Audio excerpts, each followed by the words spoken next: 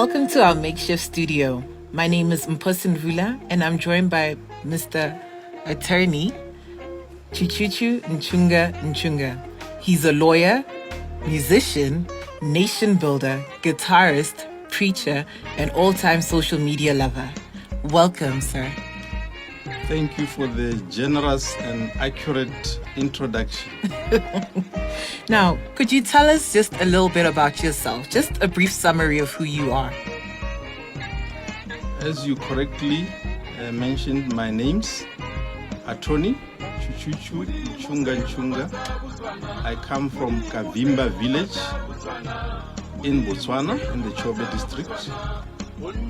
I'm a lawyer, I'm a preacher, I'm a singer, a guitarist. I'm not sure if I'm a good dancer. And I also do a bit of poetry. And as you mentioned, I am a staunch believer in nation building using the vehicle of social media. In other words, I like clean social media. Clean social media. Okay. Well, could you tell us about your career, early history till about your last day? When I finished my national service in 1982, I went home to see my mom and dad. And then the first week of February 1983, I joined the Botswana government as a customs officer. At a salary of 75 pula per month, I knew that the journey was going to be long. So in August 1983, I enrolled at the University of Botswana for my LLB, and I graduated 5 years later in 1988, and I rejoined the Botswana government, this time as a magistrate. I worked in Gaborone, Molepolole, Jwaneng, Lobatse, Sirowe, and in 1996 I was transferred to Gaborone at the office of the Attorney General, where I worked for 23 years. Wow. Then last year, at my own request, on the 29th July, I was transferred to the Ministry of Defense, Justice and Security as Deputy Secretary for Justice. I've been working there for the past 14 months. On the fateful day of the 11th of September, 9/11/2019, I went to work. As usual, it was a Friday.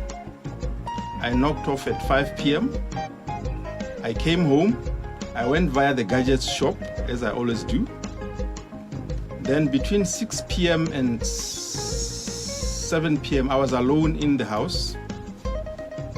The doorbell rang, I opened, and two ladies came. These are ladies that I see every day at work. One was my boss's driver. The other one was the secretary to the boss. They were carrying a brown envelope. I received the envelope. I thanked them, but they couldn't go. The secretary said, we were told to ask you to sign somewhere. When she said that, I knew it was a love letter. I opened the envelope and I was greeted by the words, termination of contract. And it was with immediate effect. So that is how I said bye-bye to the civil service, which I have worked for 37 years and 6 months. That's a summary of my journey in the public service or civil service. Okay. Well, you've been quoted to say that this termination was illegal, unfair, insensitive, unlawful, and cruel before. What do you think triggered this termination of yours? Well, obviously, as a lawyer, I cannot speculate because the letter did not stipulate the reasons, but there must be a trigger. Most people on social media are speculating that maybe my latest album, maybe the songs might have triggered it, but personally I have my doubts because it is a love album, so I don't see how a love album can result in somebody being fired from the public service, especially in the manner that it happened, especially that it was praise songs. There were no lyrics which were abusive or vulgar or disrespectful or insulting. Well, tell us about your songs, particularly your latest album, album number 11. Album number 11 is the album of my life. The title is Oba Kanya Lehatsi. It has got 14 love songs, 5 are praise songs for Botswana, 4 are praise songs for the Almighty, and then the remaining 5, 1 is instrumental, and then 4 I decided to praise 4 political heavyweights across the political spectrum: the incumbent president of the Republic of Botswana, the immediate past former president, the president of the new baby, BPF, Rebutale, and the leader of the opposition, Ressa Lishando. So I just chose to praise all of them. And there was a reason why I did that. Because we have a pandemic of politics of intolerance and people saying disrespectful things about leaders, I thought I should be exemplary and praise all the leaders, just to show people that even if you don't agree with a political leader because he belongs to an opponent organization, you can still celebrate them. So that is the summary of my love album, which shook the country. Well, some of your critics say that you deserved for your contract to be terminated. Do you have any regrets about your album, seeing as it did take away your career of 37 years and 6 months? Well, obviously, I don't have any regrets for the album. This is the album of my life. It has fulfilled me as a person. I've contributed to the building of our country. And I believe the viewership of the songs is testimony that many people seem to believe the message that at the current moment, what Botswana needs is a message of love and reconciliation and inclusivity, and that we should move away from politics of intolerance and resentment and hatred. Because at the end of the day, the bigger picture is we are a family, we are one. We may differ, but we have one country, Botswana, and we should live with one another and tolerate one another. Would you then say that your associations with the wrong people or enemies of the state influenced the reasons for your termination then? No. For 3 reasons, no. 1, the Constitution of Botswana entrenches the right to freedom of association. In other words, you are protected by the Constitution to associate with who you want to associate with, whether it's at church, whether it's at social level, whether it's politically. That right is protected by the Constitution. So there is no how the office of the president can punish somebody for enjoying his freedom of association. Secondly, freedom of expression, because singing is expressing yourself. The Office for Human Rights is at the office of the president, so there's no how the office of the president can punish you and dismiss you unlawfully for singing a song, because they have to show that they are leading by example in protecting human rights. But having said that, the 4 political heavyweights I praised, Ressa Lishando, I did a nice jazz song for him. I know him. We are not friends. We are not acquaintances. I don't have his number. I wish I could. So that after he makes those interventions in Parliament, I could send him an SMS and say, you did a good job. But I don't have his number. His Excellency, the former president, the last time I spoke to him was over a year ago at Bipuso Hall. We had arranged the annual meeting, church service, and then when they were having refreshments in the VIP lounge, I went over to greet him. He was sitting next to the VP, whom I've known from Mount Secondary School since 1977. So I just went over and greeted them. And as you know him, he looked at my Botswana colors and congratulated me. And I smiled and said to him, "Thank you, Your Excellency." That was the last time I spoke to him. The current president, of course, because I work for government, I do meet him in big meetings, but it's not like we interact. Although I've sung 8 songs for him since he became the president, we don't interact. So I don't think I could have been fired for interacting with any of the leaders, because by virtue of their position, I don't have that much of interaction with them. But even if I did, according to the laws of Botswana, it's not an offense. But wouldn't you say that this was such an ambitious and delicate project, this CD of yours or album? What exactly qualified you to undertake it? I believe in dreaming big, so I wouldn't say it was ambitious. Naturally, I don't have any fear. I don't fear anybody or anything. So I wouldn't say it was dangerous, because I'm not afraid of anything. And naturally, I'm a very daring person. I like taking adventures and risks. But above all, because I'm politically neutral, I'm not a card-carrying member of any party, and currently I'm not a supporter of any party. I thought I was the right person to do the project, because by being neutral, I'm able to celebrate all the leaders. If you watch the DVDs, it will be difficult for you to say who of the 4 is my favorite, because when you listen to the other song, I'm praising this one, you listen to the other one, you'll definitely wonder who is my favorite. So I was the right person to do it, also by virtue of being senior, because when you are senior, you carry a lot of weight and you are very visible. So this project needed somebody who is senior, who has maintained integrity for many years. So I felt I was qualified to do the project. And besides, as a preacher, I'm a man of God. So a project that requires love, it's a project that requires a man of God, because God, one definition of God is that He's love.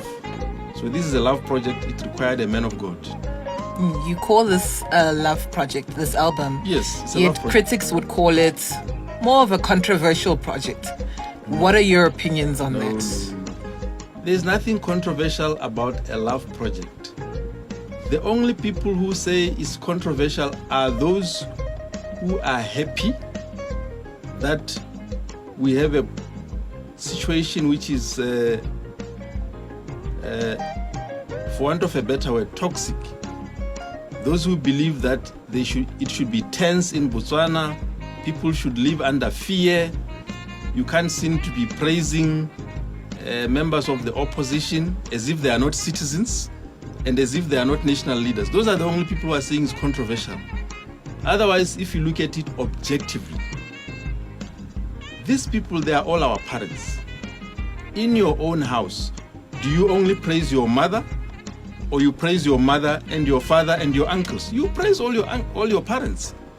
So what is wrong with loving all our parents and respecting them and singing songs of love? This is a love project. Even if people can twist it and say it's controversial, it's not controversial. It's a love project. And what we need in Botswana is love. That's interesting. So what is next up for you after this earthquake or emotional tsunami you've been through? Bereavement. After this bereavement, I've made up my mind that I'm going to enjoy the next 3 months producing more music, branding myself, becoming more professional, traveling.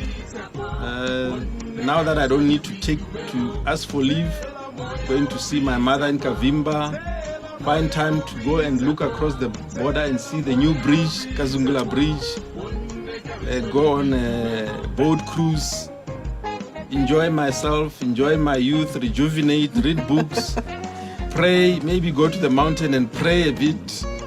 So in short, I'm going to have maximum fun.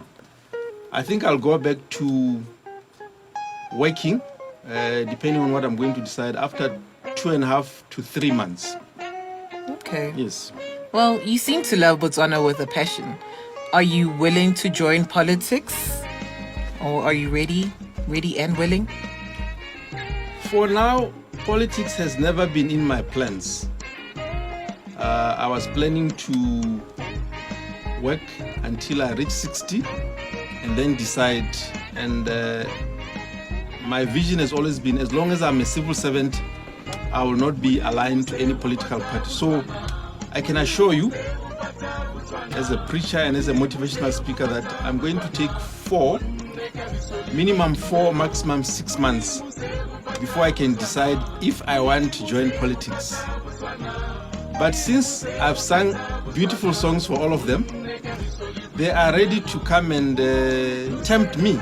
Because at least for a start, they have my beautiful songs and they know that I respect all of them. But for now, politics is not in my agenda. But after 4 to 6 months, if you ask me, I'll tell you. Okay. So, seeing as you've already professed your love for your country and the possibility of you joining politics, do you harbor any ambitions of being the president of Botswana one day? Well, that is a very tempting question and flattering. But dreaming is allowed, you know. And but according to the current constitution, I don't think I qualify because, for starters, I'm not a card-carrying member of any party. I'm not a supporter of any political party.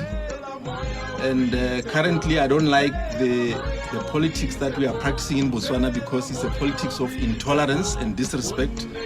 So maybe for now, no. But after we have amended or reviewed the constitution, and then you are able to vote MPs, councillors, and you separately vote a president, then you can be sure that Chuchuchu will be one of the candidates. Okay, yes. Because I believe that I'm coming up with something new which Botswana need, a new dispensation of loving all people, even if we differ, and respecting your opponents. I think that is what Botswana needs going forward. So if we get into that new dispensation, then you can be sure that I'll be one of the presidential candidates. But for now, maybe it's a far-fetched dream. Okay. Well, that being said, what, in your opinion, are some of the minimum requirements or attributes that one must possess in order for them to be president?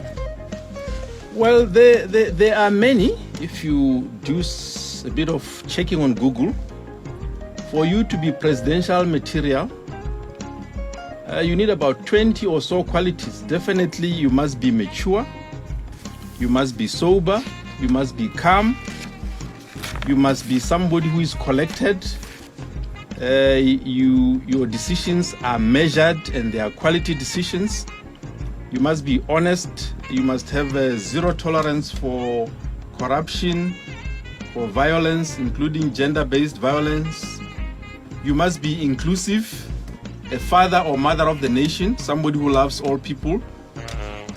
You must be sensitive to the people you are leading. You must be one for consultation. And you should not be seen to be cruel or having malice, because when you take oath, one of the lines says without malice. So you should not be having malice or ill will. You must be somebody who keeps your word. And you should take advice and correction because you don't know everything. You must appreciate diversity, and you must be transformational and a change agent. And of course, you must be intelligent, a reader of books. And I think you must seek divine guidance from the Almighty, because this is a difficult job. And if need be, you must be willing and ready to take tough decisions without fearing. And you should be known for confidentiality and taking your oath of office seriously. And I would add, you should hate the bottle. In other words, you shouldn't be liking drinking too much. Alcohol in particular. Alcohol, yes. All right. Well, which of these abstract qualities do you believe that you possess?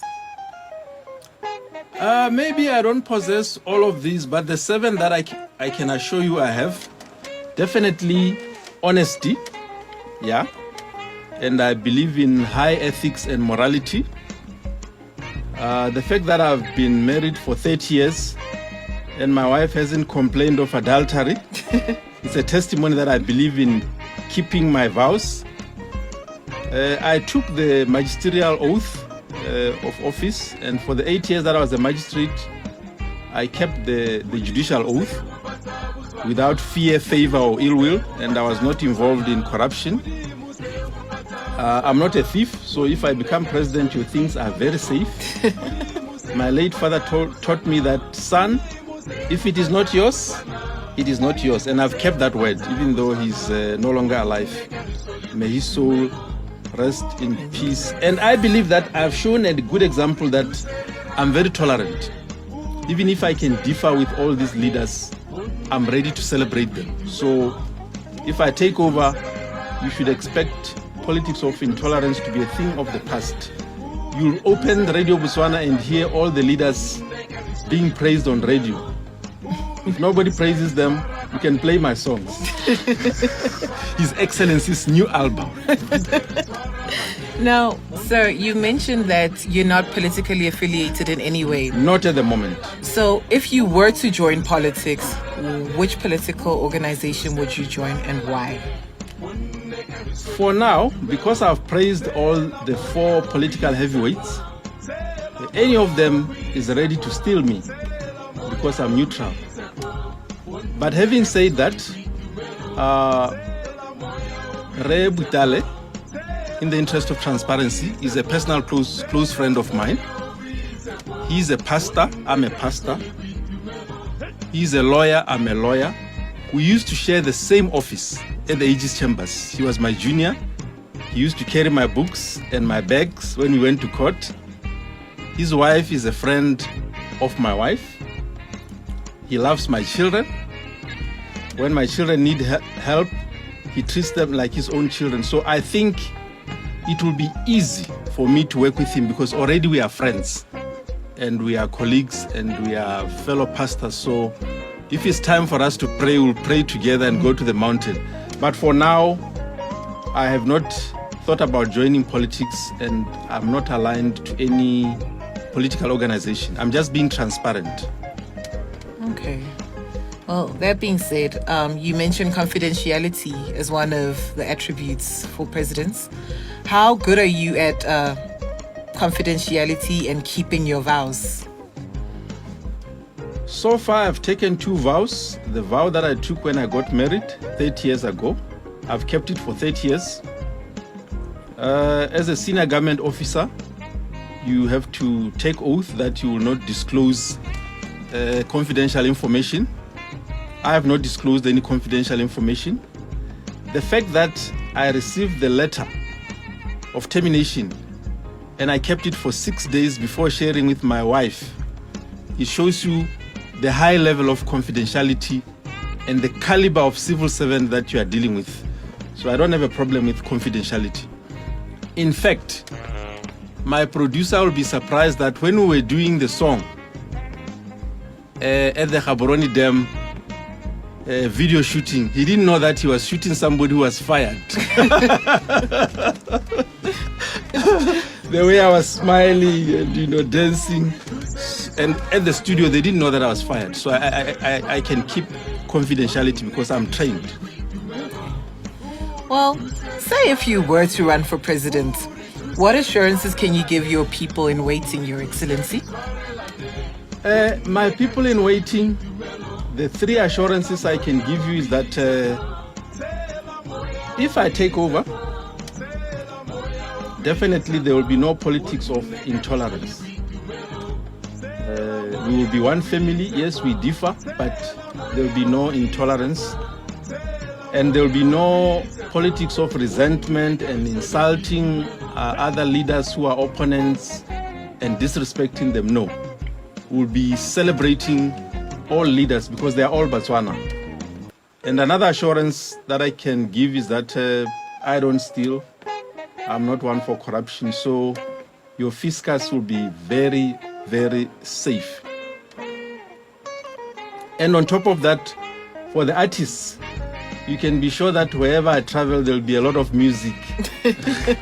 And we will ensure that we play 100% Botswana music, at least for the first 5 years that I'm president. We'll play 100% Botswana music. We will start playing 10% foreign, maybe on my second term, if I have a second term. Now, going back to the subject of your termination, many people have been fired before. What is it that made your case so special or so unique? I don't know the facts surrounding the termination of other people, but what I know is that my termination was very cruel and insensitive. I went to work. I was at work the whole day. The letter of termination came to me at my house at night. Mind you, I was alone in the house. How do you work for 37 and a half years and without any notice, not even an SMS or WhatsApp to say, hey baby, I want to terminate your employment of 37 and a half years. What do you have to say? So mine was classic cruelty at its best. You can tell that it was meant to crash, to destroy, to disorganize. I have never seen anything so unlawful in all my life as a lawyer. So this was classic cruelty at its best. Okay. Well, your album sleeve reads, I love you all my leaders. Do you honestly believe that it's possible and practical to love all leaders across the political spectrum divide? I did it. I believe I'm a pioneer and a pace setter. I believe that it's possible to love all our leaders, even those that you did not vote. Obviously, I voted, and I voted for one, but I'm able to celebrate them, even those that I differ with. So it's possible to love and respect our leaders across the political spectrum. It's not a theory, it's not a philosophy, it's not impossible. It's very practical. If Chuchuchu did it, why can't you did it? Well, now that this love project has landed you into hot water, do you not think that the right thing to do would be to go back and apologize to the relevant authorities? No. Apologize for what? By definition, an apology is an unequivocal acceptance of wrongdoing. Mm-hmm. You are saying, I did wrong and I'm sorry. I did the right thing. Imagine a medical person who comes with a cure for COVID-19, a pandemic, and then he goes about apologizing. I have come with a cure for the pandemic of politics of intolerance, which is eating our country. So I can't apologize for doing the right thing.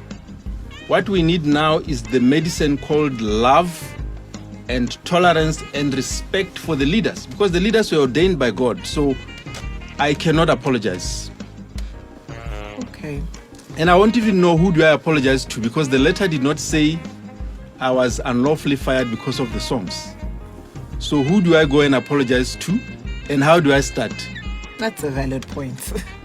Well, what can you tell us are the advantages of being fired?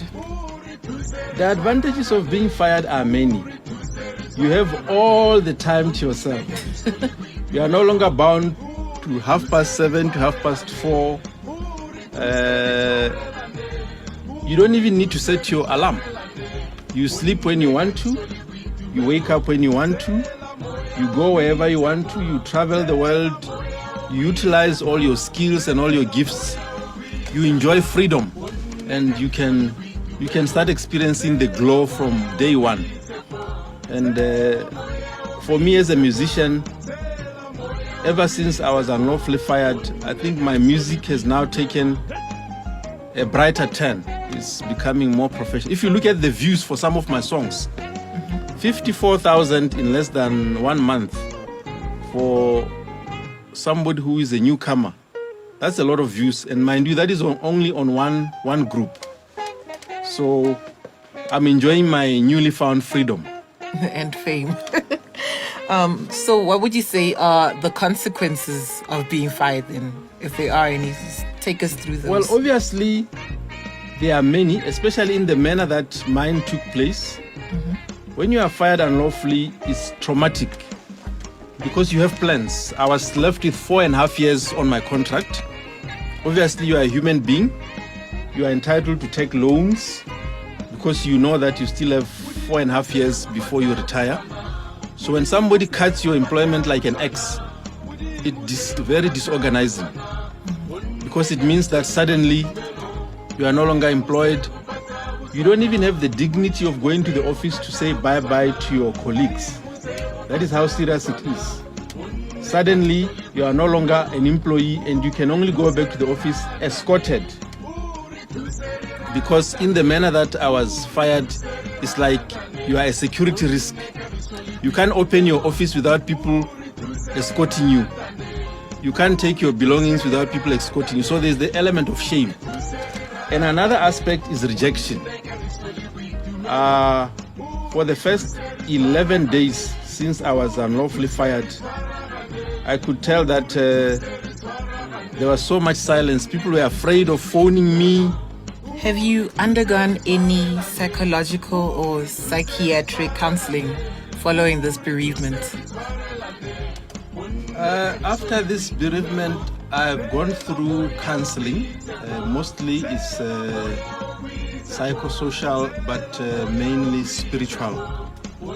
I've been seen by very, very big reverends, one with a PhD.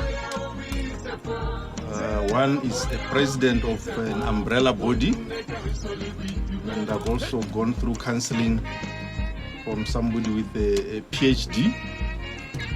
And other pastors, friends, and the family. So I've gone through a lot of counseling, but not psychiatric counseling, no, not yet.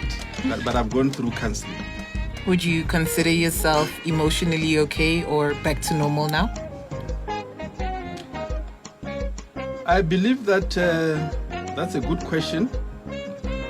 It's for other people to judge me, but I think the issue of normality is quite relative because I'm not aware that I've done anything that I've not been doing. I've been enjoying my music. I've been enjoying my guitar. I've been enjoying my sleep. I don't have a problem with my appetite. And I haven't been seen going about shouting in the mall. So I believe I'm okay. Well, if history were to be reversed and you had a chance to go back to the drawing board, is there anything that you would do differently? That's a very good question. As regards the project, I don't have any regrets. This is a project of my life, and I'm so fulfilled that I've done this project. I feel so fulfilled as a person that I took the bold step to do this for my country. However, my only regret is that as a loving husband, because this was a sting operation, I did not share with my wife. So I think in the interest of honesty, that is the only thing that I regret, because the way she got to discover, it ended up causing her stress. But as for the actual project, I don't have any regrets. The only thing that I would have done differently is, although it's expensive, I would have done all the songs professionally so that when you watch them, you are impressed and they receive wide coverage on social media. I have no regrets for this project. It's a beautiful project, it's a powerful project, and it has helped me to realize that I am a disruptional thinker per excellence. Well, after this grilling session, do you have any final closing thoughts or perhaps words of wisdom you want to leave us with? My only words of wisdom is to request my fellow citizens that we should love one another, embrace one another, and avoid tolerance of disrespect and intolerance. We are all Botswana, we are a family, we are one, and we should love one another. That is my plea. Let us love one another, even if we differ. And the leaders, we should respect our leaders, even if they are from the other party. I thank you. Well, there you have it, folks. Mr. Attorney Chuchuchu Nchunga Nchunga, thank you so much for your valuable time and insight. We certainly wish you well on all your future endeavors. Thank you.